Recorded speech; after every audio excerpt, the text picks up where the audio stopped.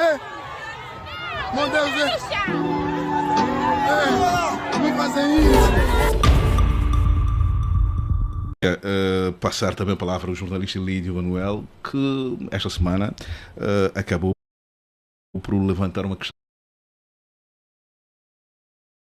bastante pertinente e até servia um pouco de nota prévia para este início de conversa, que tem a ver com a questão da segurança dos jornalistas. Eu queria que debitasse aqui o que é que acha, como é que está nessa altura a realidade da segurança dos jornalistas e dos seus familiares. Pronto, os jornalistas, sobretudo aqueles que não sejam da informação oficial, são tidos como adversários do poder político. E tanto mais. Mas aqui há uma postura que quase de alguma indiferença das autoridades. Haverá esta indiferença, alguma justificativa?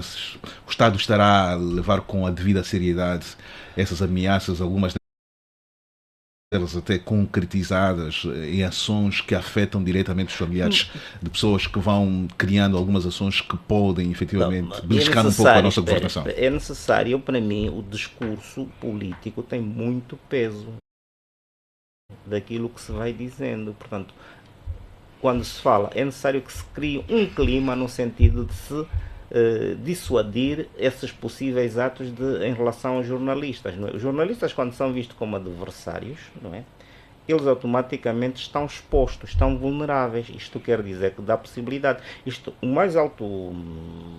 A mais alta figura do país é que deveria ter um discurso no sentido de fazer com que as pessoas respeitassem os jornalistas, as suas atividades, sobretudo os jornalistas da imprensa privada. Não é preciso ir longe.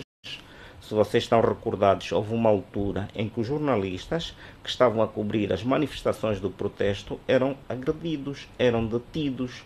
Bastou o Presidente da República dirigir uma mensagem, né, aos órgãos de defesa e segurança, as coisas melhoraram. É nessa situação em que não vamos agora aqui, como diz o Cabaça, não, que os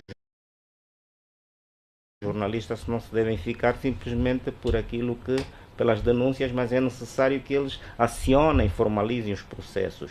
Não é preciso chegarmos a isto, não vamos esperar que haja as agressões, que é para depois perseguirmos aquilo que a própria lei diz. É necessário que se crie um clima de harmonia. E esse clima de harmonia passa necessariamente por educar as pessoas, que os jornalistas, independentemente, seja eles da imprensa pública, da imprensa privada, eles fazem um trabalho de interesse público.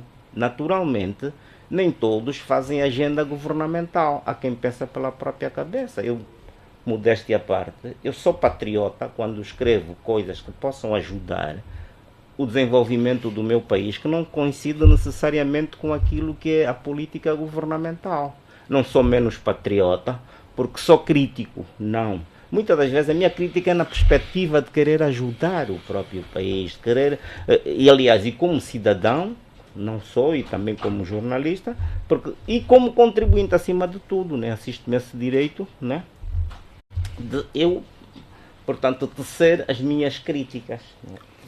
Mas naquela perspectiva que é uma crítica construtiva. Eu também tenho limites, sei onde é que eu devo criticar, onde é que não devo criticar, até que ponto é que isso não constitua, não viole, portanto, que isso, portanto, não viole os direitos de terceiros, não é? Agora, quando as nossas críticas, no sentido de nós queremos ajudar o desenvolvimento do país, somos tidos como adversários, quando se promove a política de exclusão, não é, em que o Presidente da República, nos seus atos, discrimina uns, convida determinados jornalistas e põe de parte de outros, naturalmente cria-se este clima de animosidade que se vai tendo com relação, portanto, aos jornalistas, né? Nós tivemos aqui num passado recente de questões de jornalistas da imprensa pública que diziam que eram agredidos em atos, portanto, promovidos pela UNITA. Portanto, o que é que se fazia? Faziam-se julgamentos midiáticos, né?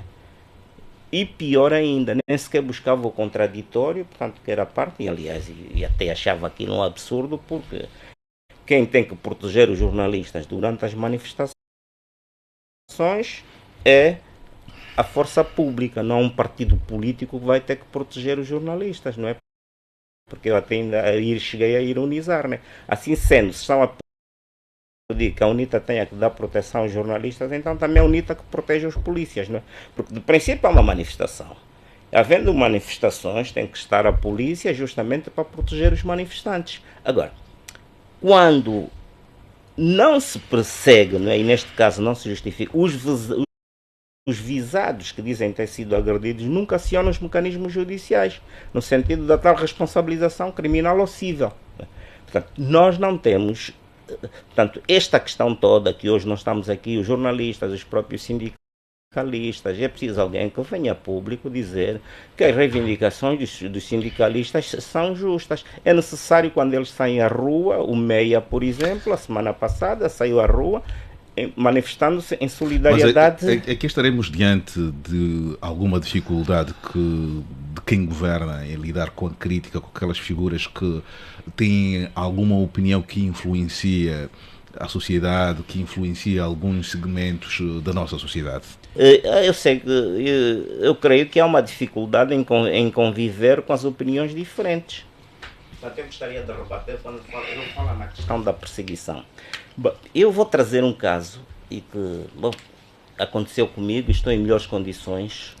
Justamente eu recebi uma comunicação, um telefonema de alguém que se identificou como se estivesse ligado ao SIC, em que me pedia a minha comparência. Portanto, aquilo foi numa quarta-feira, que eu devia estar no dia seguinte para responder a um processo. Bom, eu naturalmente lhe disse que não iria nessas circunstâncias, a menos que ele formalizasse, portanto, essa tal notificação, não é? Porque, e aliás também conheço de leis, naturalmente não seria, portanto, eu logo a um mínimo telefonema, e ele disse que eu naquela altura estava ocupado, mas que depois iria lhe telefonar, e para onde ele disse que iria mandar a tal notificação.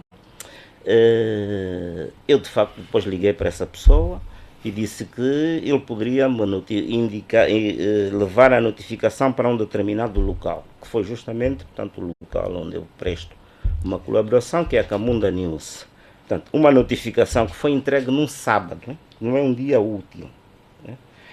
E nessa notificação dizia-se que eu tinha que lá... pois, ainda aqui estava aqui a saltar. Na conversa telefónica que eu tive com esta pessoa ligada ao SIC, eu lhe perguntei quais são os motivos que levavam, portanto, a pedir a minha comparência. Ele nem sequer disse quais eram os motivos. Portanto, ele queria que eu lá fosse, mas eu disse que eu não ia, a menos que fosse contra uma contrafé. Ele tinha que me apresentar uma contrafé, tinha que me apresentar uma notificação, porque eu não iria responder, portanto, a um simples telefonema. E aliás a própria lei nesse aspecto, portanto, diz que, portanto, eu tinha que ser prescrito. Ele de facto envia-me uma notificação que foi entregue a um sábado, não é?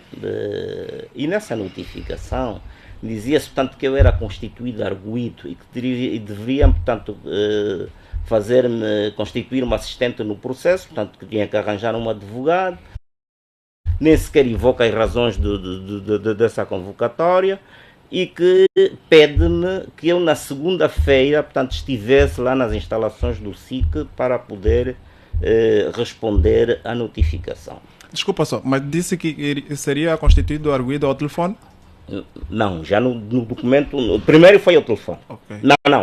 No telefone eu não disse que iria constituir. Pediu-me simplesmente para eu aparecer. Okay. E eu disse que não iria. Enquanto contra a apresentação de um documento, né? Ele tinha que me avisar que portanto, eu tenho que saber que motivo é que eu vou responder ao ciclo. Né? Mas ia ser constituído arguido antes de ser ouvido. Já sabia que vai ser constituído arguido. No documento, pelo menos, tem isso. Eu tenho o documento, eu publiquei o documento. No documento eu dizia, mas isso é só para ver até que ponto. Até que há muitos vícios. Mas já constituído arguido, que deveria fazer acompanhado de um advogado. Eu, naturalmente, na segunda-feira, até publiquei aquilo na segunda-feira. Eu nem sequer me fui lá, não fiz presente. Fui constituir o advogado. E disse, e justifiquei. Um advogado, a partir daquela altura, o processo, quem teve a tratar da questão é um bom advogado. Um advogado foi para lá, apresentou as razões porque eu não deveria ter ido. E o processo foi arquivado? Ou... Não foi arquivado até hoje nada. Desde que o meu advogado entrou no caminho, nunca mais me disseram nada. Quer dizer, o que é que eu posso entender? Mas sentiu-se intimidado na altura? Naturalmente, quer dizer, eu consigo lidar com essas situações, mas a minha família fica sempre preocupada, não é? Acorda cedo, Põe o pé na estrada, deixa o filho em casa com uma vontade de voltar pra casa. Quando chega a praça,